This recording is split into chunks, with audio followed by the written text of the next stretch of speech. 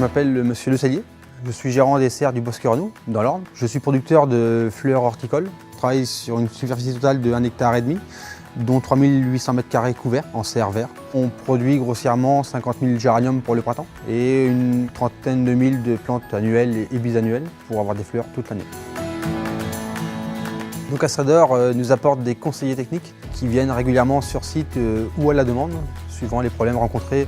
On réalise des visites techniques avec les producteurs au cours desquelles on observe leur culture et on leur apporte les solutions alternatives pour résoudre les problèmes et lutter contre les ravageurs que l'on observe.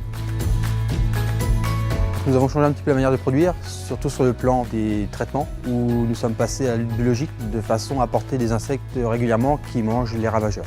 Les ravageurs essentiels sont le puceron, la chenille et aussi le thrips.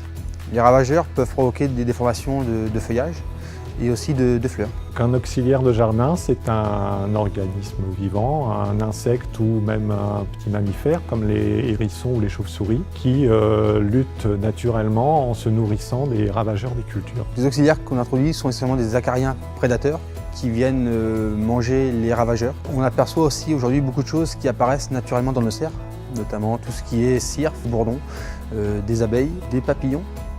On a installé aussi dans nos cultures des pièges qui servent à attraper les ravageurs. Ce sont des pièges englués de couleur bleue ou jaune et aussi des pièges à phéromones. Les particuliers peuvent apporter des méthodes toutes simples en mettant des haies en mélange. Tout ce qui est bande fleurie permet aussi de favoriser la présence d'abeilles et de pollinisateurs en général, dont certains peuvent être des auxiliaires des cultures et des jardins.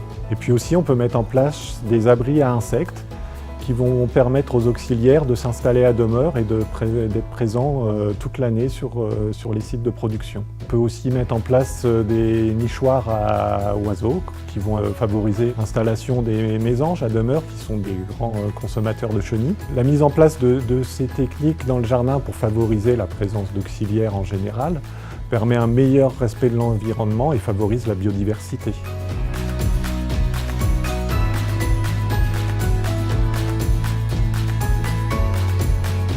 Les jardiniers qui se posent des questions peuvent venir tout simplement voir les producteurs directement pour avoir des conseils tout au long de l'année.